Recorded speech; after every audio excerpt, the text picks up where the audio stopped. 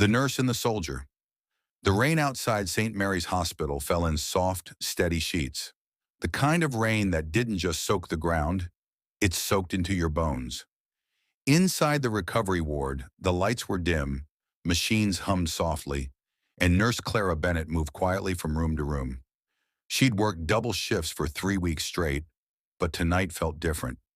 Something in the air, that strange heaviness that sometimes comes before a storm, made her heart uneasy. When she reached room 214, she stopped. The chart read, Private Ethan Cole, 29, leg injury, shrapnel removal, partial nerve damage, severe trauma response. She took a deep breath and stepped inside. The man lying in the bed wasn't asleep. He sat upright, eyes fixed on the window where rain trickled down like tears. His jaw was tight, his hands fisted around the blanket. "Good evening," Clara said softly. "I'm your nurse, Clara Bennett. How are you feeling tonight?" No response. She tried again, adjusting his IV drip. "Do you need anything for pain?" Still silence, until finally a low, rough voice said, "Pain's good. Reminds me I'm not dead." Clara blinked. "Pain also tells us where we need to heal, Private Cole." He turned then, his eyes dark and sharp. "I'm not healing. I'm just waiting to get out of here." She didn't argue. Instead, she smiled. A small, patient smile. "We'll see about that." Over the next few days, Clara learned that Ethan had survived an explosion during a rescue mission overseas. His best friend hadn't. Ethan was the only one pulled from the wreckage alive. He refused therapy, refused help, refused conversation. Every day, Clara entered his room to find him staring at the same photo. A young woman with soft eyes and a little girl no older than 6. Clara didn't pry, not at first. But one night during rounds, she found him awake again. Eyes red, shoulders trembling. "Can't sleep?" she asked quietly. He hesitated, then shook his head. "They were in the car. My wife and daughter. They died while I was overseas. I wasn't there. I couldn't even—" His voice broke. "I couldn't even say goodbye." Clara felt her throat tighten. "Ethan, that wasn't your fault." He laughed bitterly. "You don't get it. I promised them I'd come back, and I did. But what's the point when they're gone?" She didn't try to fix him that night. She just sat there listening, the way no one else had in months. From then on, something shifted. Ethan started opening up. Little by little, he'd ask about her day, about the world outside the sterile walls. Clara told him about growing up near the coast, how she used to watch her brother surf until a tragic accident took him when she was 16. "That's why I became a nurse," she said, "because sometimes people need someone who'll stay, even when it hurts." Ethan looked at her for a long time. "You're the first person who said something that makes sense since I got back." From that day, he tried harder. He attended his therapy sessions.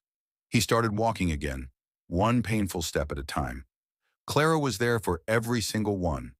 One afternoon, as the sun poured through the blinds, Ethan managed to walk from his bed to the window, unaided. Clara clapped softly, tears glistening in her eyes. "You did it, Ethan." He grinned for the first time. "We did it." But that joy was short-lived. A week later, he received new orders, a transfer to a military rehabilitation center out of state. When she came to give him the papers, her hands trembled slightly. "So, this is goodbye," she said, forcing a smile. "Guess so." They stood there in silence. Then she handed him a small envelope. "Something for the road," she whispered before leaving. That night on the military bus, Ethan opened the letter. "Dear Ethan, healing doesn't mean forgetting. It means learning to live again. You once said you didn't know what home was anymore. Maybe home isn't a place. Maybe it's the people who remind you that you're still alive. Thank you for letting me be a small part of your journey. Punishun, Clara." He folded the letter and tucked it inside his jacket.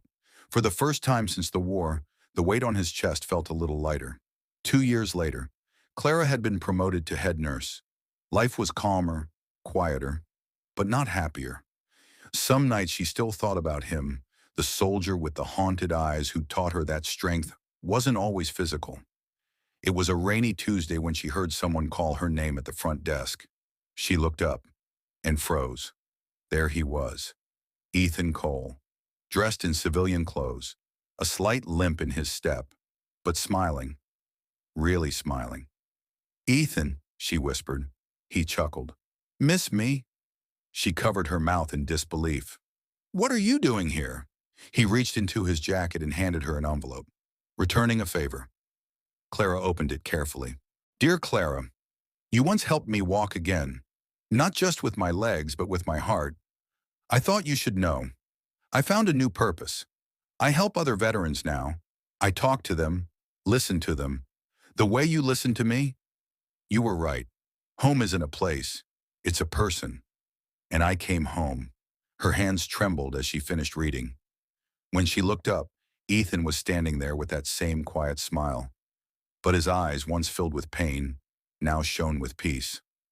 "I couldn't leave things unsaid," he said softly. "You saved me, Clara.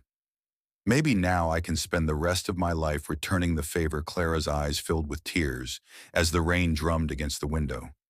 Just like the day they first met, she reached out, taking his hand. "Welcome home, soldier." He squeezed her hand gently. "It's good to be home." And under the soft hospital lights, as rain whispered outside and life went on around them, two broken souls finally found what they'd been searching for all along: healing, love, and the quiet peace of belonging. If this story touched your heart, don't forget to subscribe for more emotional and life-changing stories like this one.